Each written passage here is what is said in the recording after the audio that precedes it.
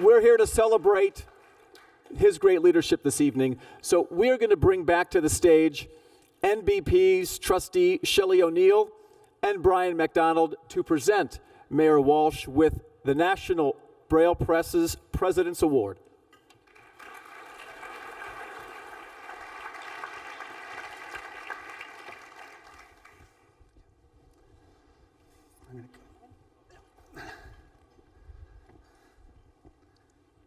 Losing my wire here. Did you lose your wire?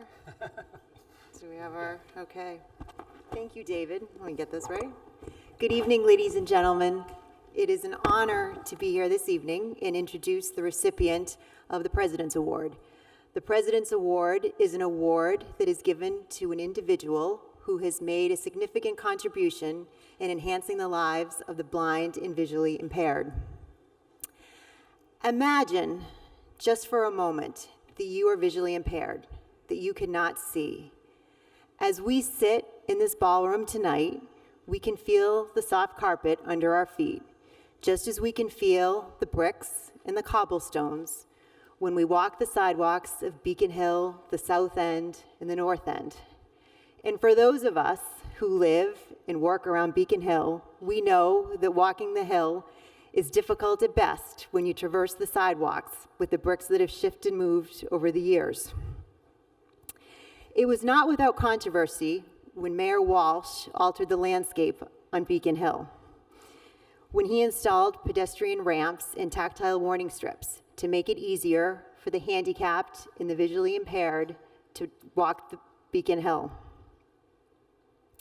So just as we sit here this evening and we feel that soft carpet under our feet, now the blind and visually impaired can feel the tactile strips when they walk the sidewalks of Beacon Hill, and they know where the sidewalk ends and where the ramps begin. But we are not here tonight to honor Mayor Walsh for simply enforcing the American with Disabilities Act, because that is something each and every one of us in this room has an obligation to do. But we are here tonight to honor Mayor Walsh for his leadership and his commitment to the blind and the visually impaired, and not walking away from community opposition on Beacon Hill, which would have been the easier thing to do. But what he did was the right thing, and in so doing, he made the blind and visually impaired a little less handicapped. He made them more independent, and he made going to work, going to school, going to dine, and going to visit with friends and family just a little bit easier. Over the past several years, I have had blind and visually impaired interns work at my firm, O'Neill & Associates, and I have witnessed firsthand how Mayor Walsh's initiatives have improved the lives of these students. One of our interns, Marissa Parker, is with us this evening. Marissa was able to live independently in Suffolk University dormitory housing last summer and walk to and from our office each day on Beacon Hill. Accessibility creates independence, and independence allows the blind and visually impaired to go to work, to earn an income, to provide for their families, and to live and to be part of the fabric of our neighborhoods. It is my great pleasure to introduce a man I am proud to call my friend and the mayor of the city of Boston, Mayor Martin Walsh.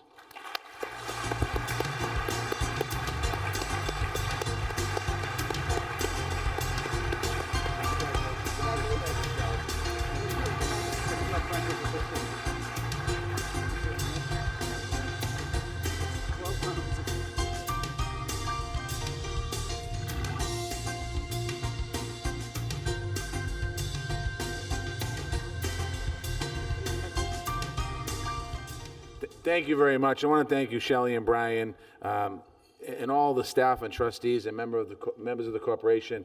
I am honored tonight. I am honored for this, and certainly don't feel that I deserve it, because it's just the right thing to do as mayor, to make sure that all of our residents have access to our streets, our parks, everything that we have. So thank you for that.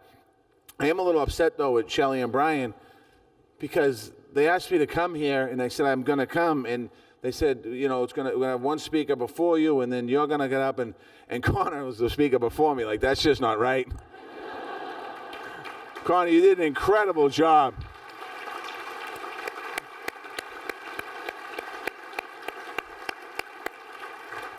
You did an absolute incredible job, and I think you have a future in politics if you want it there. And I know you're going to hear from Eric in a little while, too. And I looked up Eric's bio, and I said, oh, my God, what's wrong with me? But I can say this. Eric and Connor are such an inspiration to the blind community and to the city of Boston as a whole. And I want to thank you both. And I thank a lot of people in this room. I'm honored to receive the President's Award. I'm committed to making Boston, as Shelly said, an inclusive city for anyone who wants to live, work, or visit the city.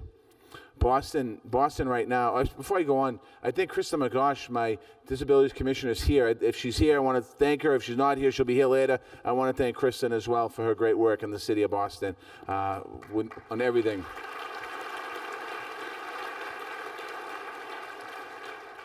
Right now in the city, as a lot of people in this room know, you certainly know that we're under tremendous growth. We're on pace to reach 700,000 people over the course of the next decade. It'll be the largest population in our city since the 1950s. We have third largest building boom in the history of our city. We have over $7 billion worth of development happening right now. It's certainly exciting in the city. But as we grow bigger, we also are dedicated to growing better. That means increasing accessibility across all of our neighborhoods. That makes making sure the needs of our disability community and priorities are met in everything that we do. We're expanding, renovating our world-class park system and open space. Boston is a unique city. 97% of our residents live within a 10-minute walk of a park in the city of Boston, so no matter what neighborhood you go to. But to truly make them accessible, we're working to accommodate the needs of everyone so everyone can enjoy the parks. We're improving our streets. In 2015, we brought close to 500 ramps in compliance across our city that weren't in compliance. I was proud to lend my support to bring the efforts of the disability ramps with the strips in the historic Beacon Hill neighborhood. Shelly mentioned that it was courageous. It wasn't courageous. It was the right thing to do. Krista McGosh came to me and said that we have to do something. And I realized that we had to do something, and we did something, and we're going to make sure we do it. And then I will always make sure that we put the people first no matter what we do in City Hall. Right now,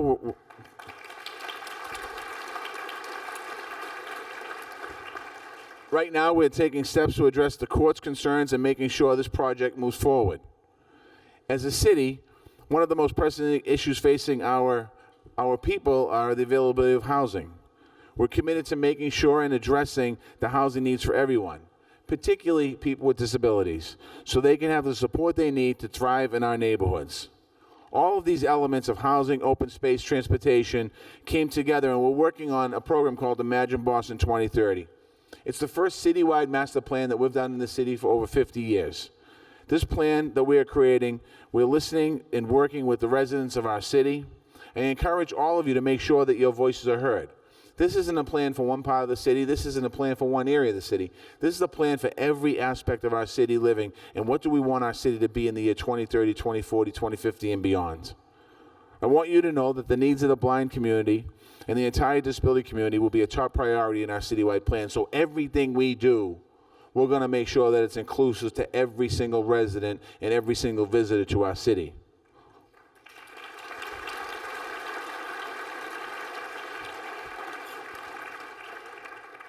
All of the needs are going to continue to play a big role in everything we do to build a brighter future. And I want to go back to Connor for a minute, because it's amazing when you have a young man who puts his mind to something, and as Brian said, I think it was Brian said it, he was in Australia 48 hours ago, and now he's in Boston, and he's going to go on to New York, making an incredible impact on so many people's lives. And Connor, you had no idea who was in this room, and you had no idea the impact that you played tonight, but you played a lot bigger impact than you ever realized, and particularly here in the city of Boston. So I want to thank you, congratulate you, and thank you all for this opportunity.